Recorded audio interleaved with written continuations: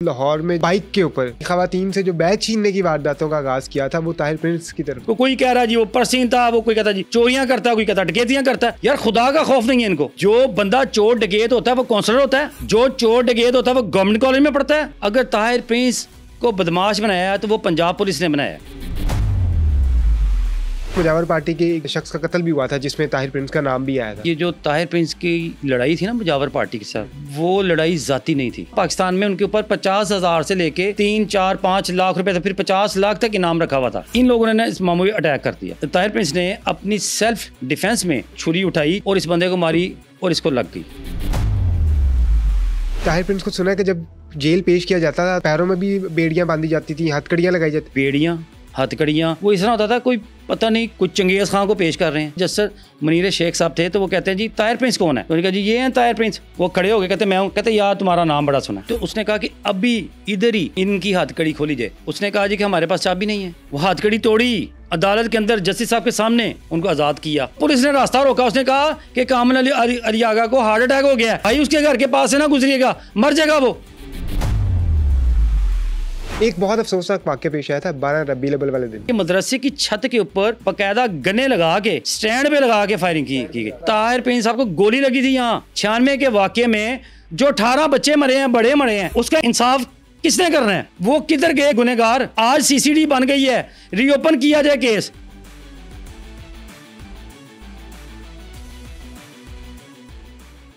ताहिर नफीस उर्फ ताहिर प्रिंस कौन था? उस पे लगने वाले इल्जामात की क्या हकीकत है?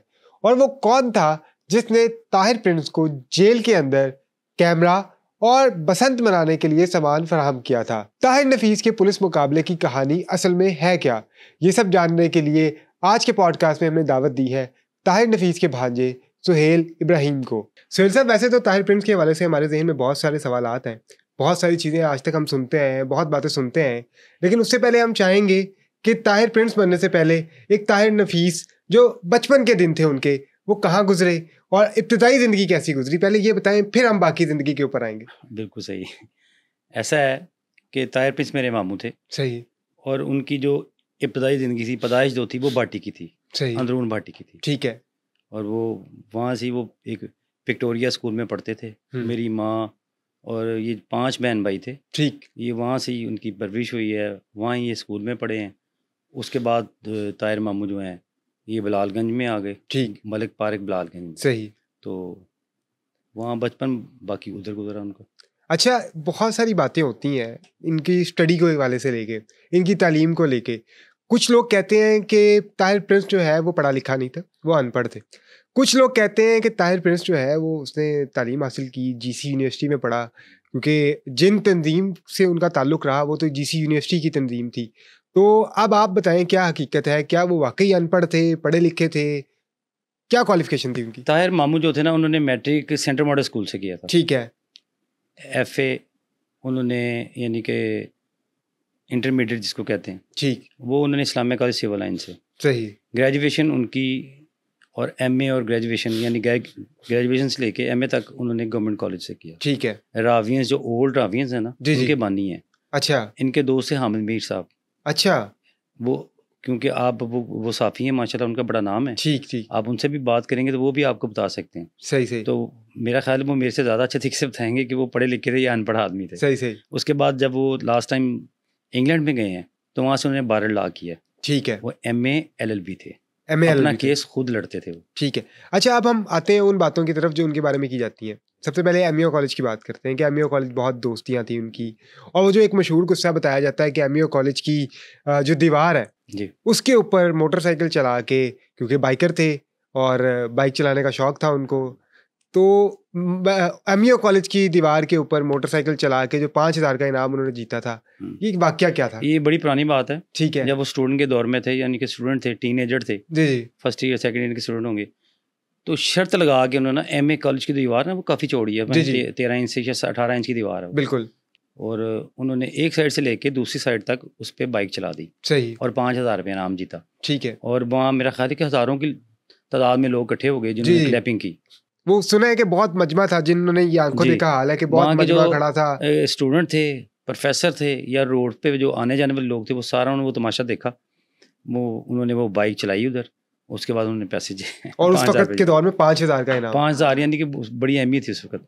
अच्छा, मैं पुरानी बात कर रहा हूँ, ये मेरा ख्याल है कि 80s के दौर की 80s की दौर की बात है। एक इल्ज़ाम इन पे ये लगता है कि इनको कोई हेलमेट जमा करने का शौक था पुलिस वालों का, इन्होंने एक कमरा बनाया हुआ था जिसमें ये हेलमेट लेके जाते थे। इस तरह था कि आपको पता, जो जैसे किसी भी कॉलेज के स्टूडेंट हो जी जी, तो नया कॉलेज में जाए तो वो लड़के शरारतें करते हैं, ठीक, वो शरारत के तौर पे हेलमेट नहीं थे, वो गोल टोपी नहीं पहनते थे पुलिस वाले, जो आम ये ट्रैफिक पुलिस वाले। जी जी जी, तो ये कोई मतलब गुजरते उनकी टोपी उतार लेनी, इस तरह कोई 8-10 टोपियाँ उतारी हुई थी, तो वो इनके घर में पड़ी हुई थी, तो वो बस वो लोगों ने कहना शुरू कर दिया कि यार ये तो बंदा उनके हेलमेट खींचता है या उनकी टोपियाँ खींचता है, ये था। और शरारत के तौर पे, इसके अलावा नहीं।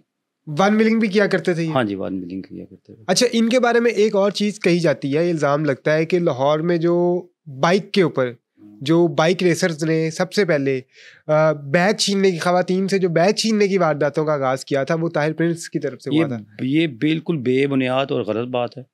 बात ये है कि ये चीज़ें 88 का जब इलेक्शन हुआ था ना, ठीक है, जो ताहिर प्रिंस इलेक्शन लड़े थे काउंसलर का, जी जी, कामना अली आगा वगैरह आया था, जी जी, उसके बाद ये जो मुखालफत में जो मुखालिफ लोग होते हैं, वो इंसान पे जिसका नाम होता है, जिसको लोग जानते होते हैं, जिसकी शोहरत होती है, उसको बदनाम करने के लिए उस पर गलत इल्ज़ामात, गलत पर्चे करवाए गए, उसको डिग्रेड करने के लिए। इसके अलावा ये बेबुनियाद बात है, वो बंदा इस तरह का था ही नहीं। अच्छा, मुझे बताएं, एक काउंसलर जो होता है, जो इलाके का काउंसलर बनता है, लोग उस पर इत्माद करते हैं, उसको वोट देते हैं। लोग पागल हैं, ऐसे बंदे को वोट देंगे कि जो लेडीज़ के बैग छीने?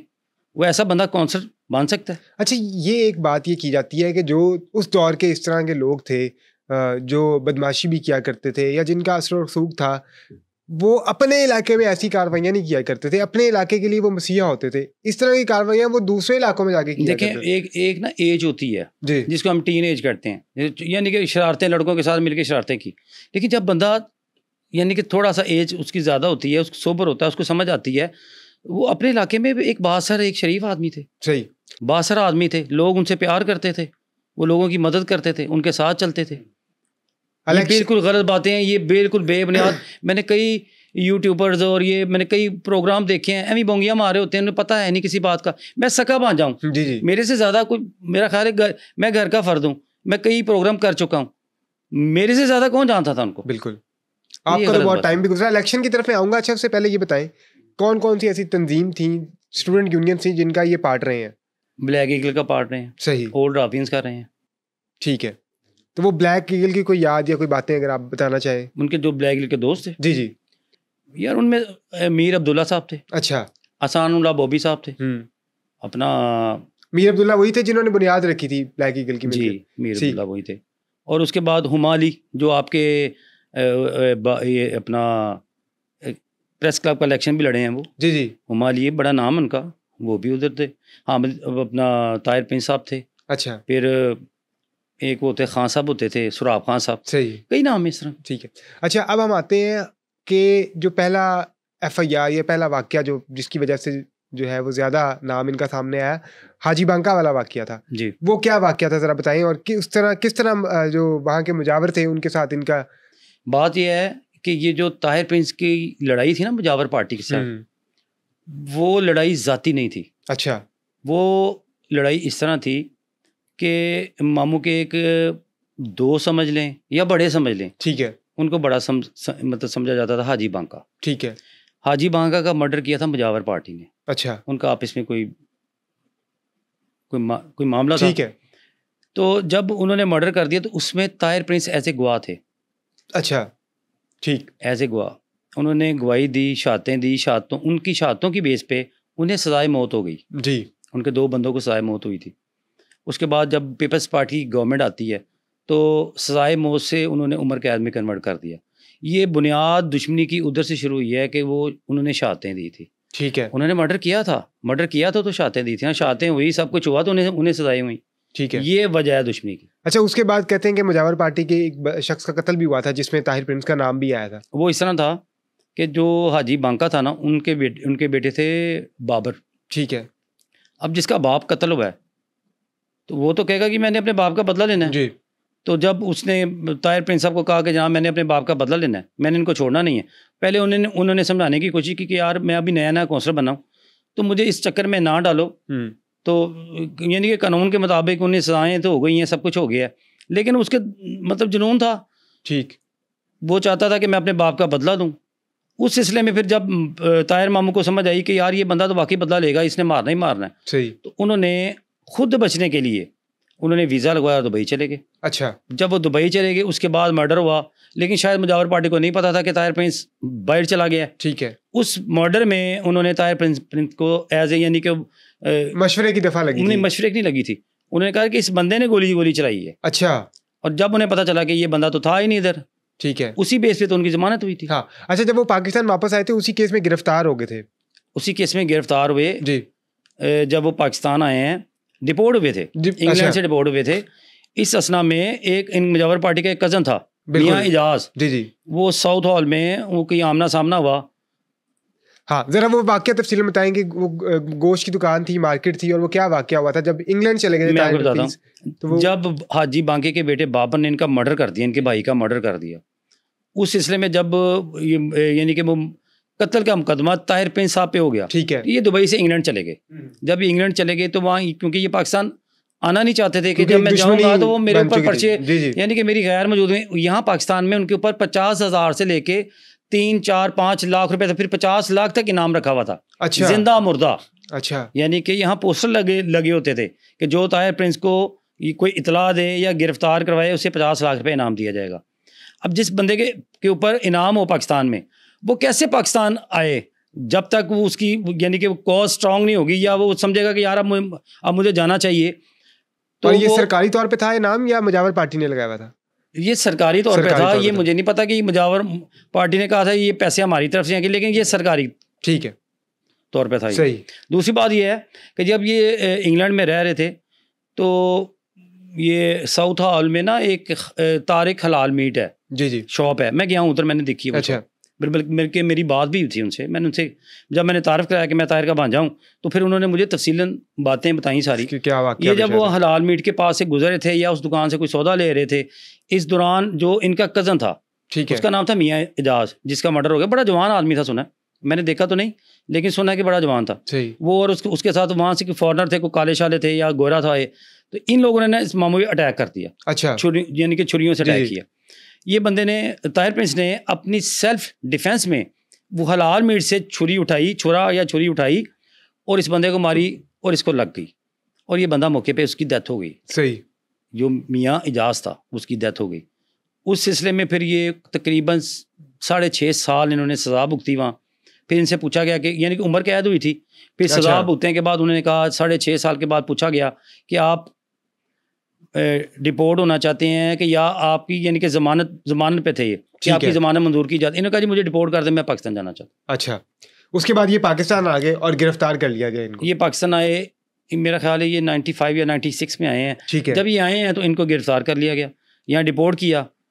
जब ये इस्लामाबाद में आते हैं तो वहाँ से कॉल करते हैं, मुझे कहते हैं कि जी मुझे डिपोर्ट कर दिया गया और मैं इस्लामाबाद आ गया हूँ और लाहौर की पुलिस मुझे लेने के लिए आ रही है, लोअर माल की।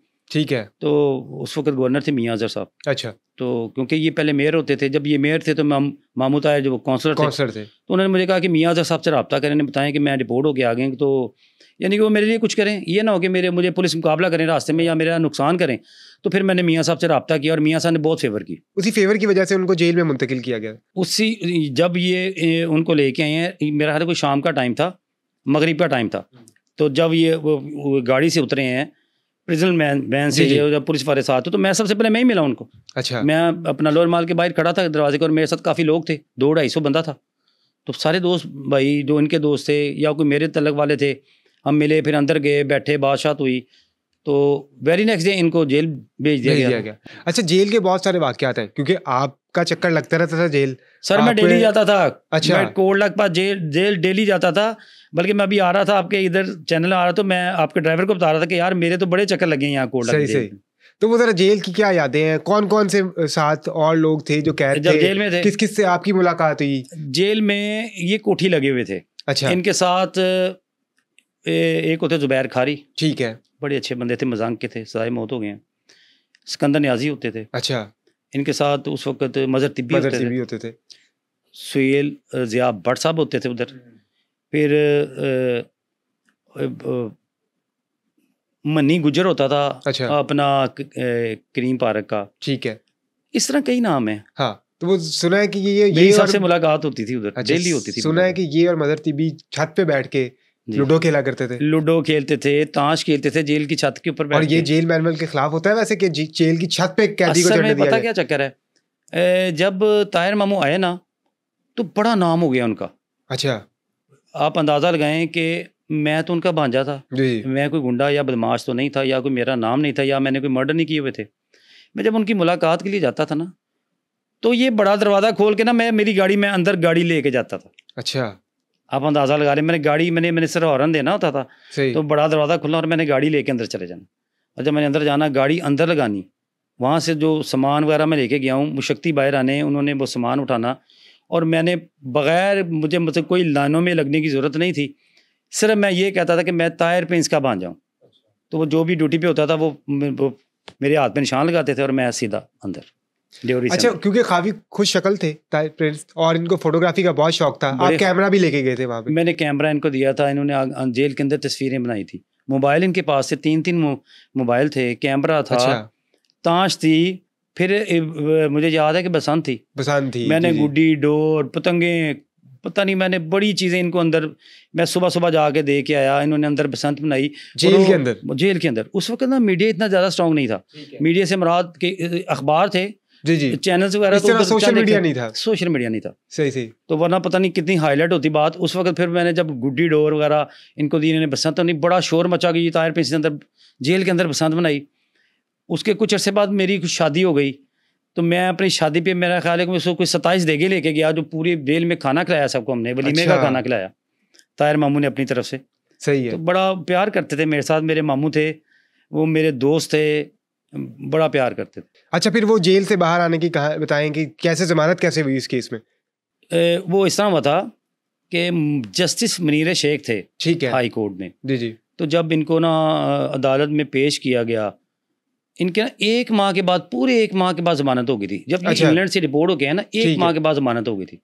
तो जब पेश किया गया तो जस्टिस मुनीर शेख को हमारी तरफ से जो वकील थे, खालिद रांझा साहब थे, जी जी। आर्यवान साहब थे, बड़े बड़े नामी गिरामी वकील थे, मेरे नाना थे वो भी वकील थे, वो भी उधर थे। तो जस्टिस मुनीर शेख साहब कहते हैं कि जी ताहिर प्रिंस कौन है, क्योंकि मैं और मामून हम इकट्ठे बैठे हुए थे अच्छा अंदर हाई कोर्ट के अंदर, इन्हें हथकड़ी लगी हुई थी। तो अच्छा, इधर से मैं एक और चीज मुझे याद है कि ताहिर प्रिंस को सुना है कि जब जेल पेश किया जाता था तो पैरों में भी बेड़ियां बांधी जाती थी, हथकड़ियां लगाई जाती, बहुत बड़ा मुजरिम बना के पेश किया मैं जाता। आपको बताता हूँ, ये जो आप लास्ट टाइम पूछ रहे हैं ना, जी जी। जब ये 50 लाख रुपये इनाम था और ये सारा मैं मामला आपको बता रहा हूँ, जब मामू को पेश करते थे तो बेड़ियाँ, हथकड़ियाँ, वो इस तरह होता था कोई पता नहीं कुछ चंगेज़ खां को पेश कर रहे हैं, 700 मुलाजम 72 बंद गाड़ी में इनको लेके आते थे। एक तो इनको जान का खतरा था, एक ही आपको पता है कि पंजाब पुलिस जो है वो माशाल्लाह इनका तो इतबार रह ही नहीं गया, ठीक है। उस दौर में भी नहीं था और आज भी नहीं है। अच्छा, हमें तो ये लगता था कि ये रास्ते में कुछ ना कुछ हैपन कर देंगे, मार देंगे, पैसे लेके मार देंगे, तो उस वक्त हमें बड़ा डर होता था कि ताहिर मामू को मार ना दें कहीं ये। सही सही। तो हम कोशिश ये होती थी कि हमारे अपने दोस्त भाई भी गाड़ियों में साथ साथ होते थे, पीछे पीछे इनके, तो ये जब पेश करते थे, मैं आपको वाक़या बता रहा हूँ कि जस्टिस मुनीर शेख साहब थे, तो वो कहते हैं जी ताहिर प्रिंस कौन है, तो उन्होंने कहा जी ये हैं ताहिर प्रिंस। वो खड़े हो गए, कहते मैं हूँ, कहते यार तुम्हारा नाम बड़ा सुना है। तो जब दलाइल उन्होंने कहा जी मैं MA LLB हूँ और मैं अपने दलाइल खुद देना चाहता हूँ। उन्होंने कहा जी आएँ दलाइल दें आप। तो ये फिर वहाँ से उधर गए, जाके इन्होंने अपने वकीलों के साथ खड़े हुए, इन्होंने थोड़ी सी बहस की, यानी कि अपने मतलब बताया इन्होंने, तो उन्होंने उसी वक्त ज़मानत मंजूर कर ली। जब इनका पासपोर्ट दिया कि देखें जब ये मर्डर हुआ, ये तो बंदा पाकिस्तान में था नहीं, ये दुबई के स्टैम्प जब देखी, उसको वेरीफाई किया हुआ था पुलिस ने पहले, ठीक है, ज़मानत हो गई उनकी। जब ज़मानत हुई तो उसने कहा कि अभी इधर ही इनकी हथकड़ी खोली जाए, जी जी, क्योंकि हमारे वकीलों ने कहा कि अगर ये बंदा रास्ते में वापस जाएगा जेल तो ये रास्ते में मार देंगे, पुलिस मुकाबला जाली डाल देंगे, तो लाला हमें इन पे इतबार नहीं, यहाँ ही इनको आज़ाद किया जाए। फिर उसने कहा जी कि हमारे पास चाबी नहीं है। अच्छा, चाबी तो ये तो तरीकाकार यही है कि जब ये जेल वापस जाएंगे तो फिर चाबी यानी कि इनकी रोपका लाएगी। उन्होंने कहा ना ना ये नहीं होगा, अभी मेरे सामने इस बंदे की हथकड़ी खोलो और इसको आज़ाद कर दो, ये प्रिंस है, इसको आज़ाद कर दो। अच्छा, फिर वहाँ से हमने वो हथौड़े वाला लेके आए एक, वो हथकड़ी तोड़ी, अदालत के अंदर जस्टिस साहब के सामने उनको आज़ाद किया। फिर हम वापस आए। वापस जब पहुंचे अपने बिलाल, जब हम वहाँ नहीं पहुँचे, हम जब हम वहाँ से निकले जब उन्होंने उन्हें आज़ाद कर दिया तो उस वक़्त ये जो प्रिंट मीडिया यानी कि अखबार मीडिया, मेरा ख्याल को 30 35 40 लोग थे, लेडीज़ थी, जेंट्स थे, वो उन्होंने एकदम घेरा डाल दिया। मैं उन्हें पीछे पीछे करके इनको निकाल रहे हैं, यार जल्दी से हाई कोर्ट से भाई हम उसकी बैक साइड वाले दरवाजे से निकले। वहाँ ही हमने गाड़ियाँ लगाई, वहाँ से जब आज़ाद हुए हमने इन गाड़ियों में बिठाया और बैठा के तो हम इनको लेके, और बड़ी मुश्किल से वो साफियों से ना हमने पीछे पीछे करके इनको निकाला। अच्छा, जब वापस पहुंचे बिलालगंज, यानी उस वक्त नहीं गए वापस? नहीं, उसके बाद जब कुछ अरसा कहीं और पे कुछ अरसा ये गार्डन टाउन में किसी दोस्त के घर रहे। उसके बाद 1 माह के बाद जब ये हम बिलालगंज गए तो तकरीबन कोई 35-40 गाड़ियाँ थी। अच्छा, गनमैन थे ये। जब वहाँ गए हैं, आप खुदा की कसम ऐसा सीन था कि इतनी दुनिया इकट्ठी थी, शोर बढ़ गया सही कि ताहिर प्रिंस आ गया। अच्छा, आप यकीन करें जैसे कोई नेता नहीं होता ऐसे उसको हाथ डाल रहे हैं, कोई उसके पाँव पकड़ रहा है, कोई हाथ चूम रहा है, कोई जफ्फी डाल रहा है, यानी कि पता नहीं, यकीन नहीं आ रहा था कि यार ये बंदा इन लोगों का भगवान है क्या है, यार ये कैसे पूजा कर रहे हैं उसकी। इस तरह उनका इस्तकबाल किया गया। चाहिए, ये वाकया है जब वो वापस आ चुके थे, जब अपने घर बिलालगंज में आए हैं, मरग पार्क में। ठीक है। अच्छा, इस टाइम तक उन पे और कितने पर्चे थे? ये एक तो पर्चे में से निकल, मैं आपको बताता हूँ। जब ये यानी कि आप अंदाज़ा लगा लें, देखें यहाँ ना बदकिस्मती है हमारी कि हम पंजाब में रहते हैं। अच्छा, पंजाब पुलिस इंसान को बदमाश बनाती है। बंदा बदमाश बनता नहीं, उसको बनाया जाता है। अगर ताहिर प्रिंस को बदमाश बनाया है तो वो पंजाब पुलिस ने बनाया। वो किस तरह बनाया कि ये ज़ेरे असर या ज़ेरे साया होते हैं सियासतदानों के। ठीक है, जब कोई बंदा मशहूर हो जाए, उसका नाम हो जाए, दुनिया में उसकी पहचान हो जाए, तो ये जो ऐसे लोग हल्के वाले MPA MNA कौंसलर हजरात या कोई गुंडे बदमाश या कोई, वो बर्दाश्त नहीं करते कि यार ये बंदा हमसे आगे जा रहा है। सही। फिर वो झूठे मुकदमे करवाना शुरू कर दे। ताहिर प्रिंस सजा काट रहा है लंदन में, और उसके खिलाफ कभी कोई गंदे गंदे चोरी के पर्चे हो रहे हैं। उनको ये नहीं पता कि ताहिर प्रिंस तो पाकिस्तान में है ही नहीं। अच्छा, नाजायज झूठे पर्चे करवा के उस बंदे को, पीछे से कोई वाकया हुआ तो पूछेगा जी कोई नहीं समझ आ रहा, ताहिर प्रिंस को डाल दो। लातादाद पर्चे डाल दिए। जब वो बंदा आया उसने कहा मैं तो जेल से आ रहा हूँ, 6.5 साल मैंने जेल भुगती है और मेरी एब्सेंस में ये देखें मेरे खिलाफ कितने पर्चे हो गए हैं। तो फिर कहीं जाके वो पर्चे खारिज हुए, लेकिन ऐसी स्टैंप लगी कोई कह रहा जी वो परसीन था, वो कोई कहता जी चोरियां करता, कोई कहता डकैतियां करता। यार खुदा का खौफ नहीं है इनको। लोग कहते हैं गैंग था उनका। कितने मेंबर से वैसे गैंग? यार गैंग मुझे बताएं, जो बंदा चोर डकैत होता है वो काउंसलर होता है, जो चोर डकैत होता है वो गवर्नमेंट कॉलेज में पढ़ता है, जो चोर डकैत होता है उसका सुलेमान तहसीर से रब्ता होता है, जंगीर बदर से तल्लक होता है, अपना नवाबजादा नसरुल्लाह से तल्लक होता है, हामिद मीर से तल्लक होता है। यार कैसी बकवास बातें करते हैं लोग कि यार वो फलां था फलां। वो बंदा बिल्कुल इस तरह का नहीं था। और कामिल अली आगा को उस दौर में हराया जब वो काफ लीग में थे। कामिल अली आगा वो बंदा है कि उसके नाम के साथ जब उसका नारा लगता था तो कहते हैं डिप्टी मेयर। बिल्कुल उस दौर में, यानी वो सोच भी नहीं सकते थे कि वो ताहिर प्रिंस से हार सकता है, और वो बुरी तरह हार गया। हारने के बाद जब हम उनको लेके आ रहे हैं, जीत की खुशी मना रहे हैं, तो पुलिस ने रास्ता रोका। उसने कहा कि कामिल अली आगा को हार्ट अटैक हो गया है, भाई उसके घर के पास से ना गुजरिएगा, मर जाएगा वो। अच्छा, वो सदमा बर्दाश्त नहीं करेगा, हमने रास्ता बदल लिया। ठीक है, कहने का मकसद ये है कि यार ये वो लोग हैं कि जिनका हम एहसास करते थे, ये वो लोग हैं जो झूठे मुकदमे करवाते रहे हैं। एक बहुत अफसोसनाक वाक़या पेश आया था 12 रबीउल अव्वल वाले दिन, जब कोई लंगर तकसीम किया जा रहा था, उस टाइम ताहिर प्रिंस पे हमला किया गया। भाई असद भाई, आपको पता है हमारा कल्चर ये है, ईद मिलाद नबी वाले दिन जो शहरी इलाके होते हैं ना, जी, हम बड़े वो पहाड़ियाँ बनाते हैं, जी, ख़त्म जलाते हैं, लंगर तकसीम करते हैं, स्टेज बनाते हैं। ये वाक़या है 96 का कि मामू ने ना एक स्टेज बनाया था बड़ा। ठीक है, उस स्टेज के साथ एक मोटरसाइकिल, नहीं जैसे मोटरसाइकिल घूमती है गोल, उस पर एक दूल्हा बना होता है, एक दुल्हन बनी होती है, तो वो ऐसे ऐसे घूम रही होती है मोटरसाइकिल, बच्चे वगैरह खड़े उसको लोग देख रहे होते हैं, औरतें देख रही होती हैं। ये सीन चल रहा था, वो लंगर तकसीम कर रहे थे। इस दौरान उस वक़्त के इश्तिहारी नाजी भट्ट हो गया जी, जैसे हुमायूं गुज्जर हो गया, सना हो गया, दाऊद हो गया, काली हो गया, और कई नाम, और मजावर पार्टी। अच्छा, इन लोगों ने, मजावर पार्टी ने 12 रबीउल अव्वल वाले दिन महमूद ताहिर प्रिंस पे हमला करवा दिया। ठीक है, उस हमले में 18 बच्चे और बड़े बंदे मर गए, और कहा जाता है कि वो बाकायदा तौर पे जमीन में गाड़ के क्लाशनकोफ पे हमला किया गया था। मैं आपको बताता हूँ कि जहाँ हमारा घर है ना, वो मलक पार्क चौक में, वहाँ ना एक टांगों वाला अड्डा होता था, घर के सामने होता था। वहाँ के सामने एक मदरसा था। वो मदरसा की जो मतलब बताया जाता है कि ये मदरसे की छत के ऊपर बाकायदा गन्ने लगा के स्टैंड पे लगा के फायरिंग स्टैंड पे की लगा के फायरिंग, उस साइड से फायरिंग की गई, दूसरी साइड से फायरिंग की गई, सामने से फायरिंग की गई। और कुछ लोग नशे में थे, कुछ लोग नशे में थे जो इश्तिहारी थे उस वक़्त के, नीफा, बाबा, ये सबके नाम थे। उसमें गोगी का नाम था, उसमें तीफी का नाम था, ये सारे नाम थे उस पर्चे में इनके खिलाफ। जब इन लोगों ने फायरिंग की, और उस फायरिंग में ज़ाहिर बात है हमारे भी गार्ड थे, उन्होंने क्रॉस फायरिंग की होगी। उस फायरिंग में 18 बंदे मर गए, और उस 18 बच्चे भी थे। उस 18 बंदों में जो 18 बंदे थे, उसका मुद्दई था ताहिर प्रिंस। आप देखें कि बदकिस्मती, बदनसीबी हमारी ये है।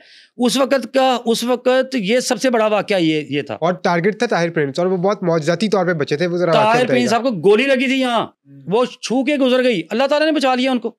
उनकी किस्मत अच्छी थी, नसीब था, वो बच गए।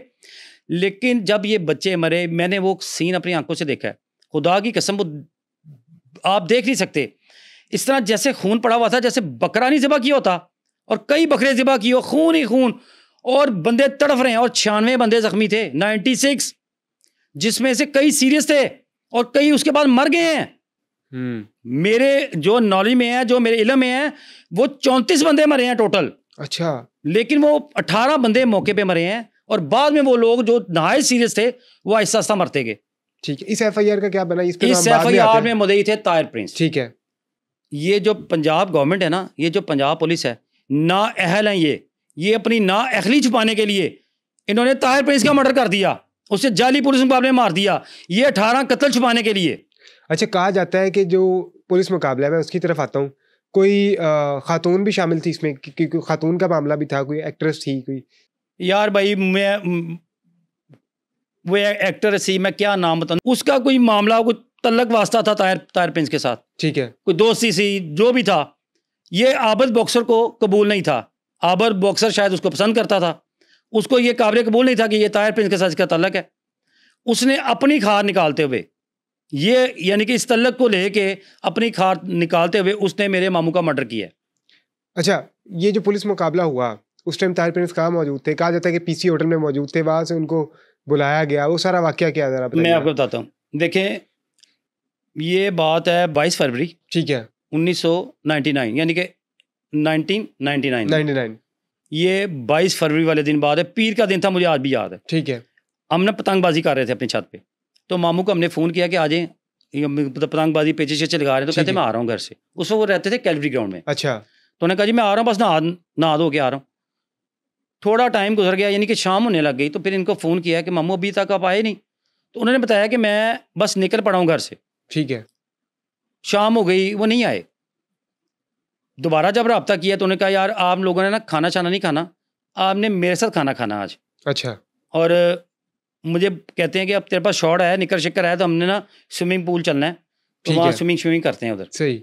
तो मैं कहा जी अच्छा जी आप आ जाएं। ये तकरीबन कोई 6:30 की बात है। ठीक है। शाम की।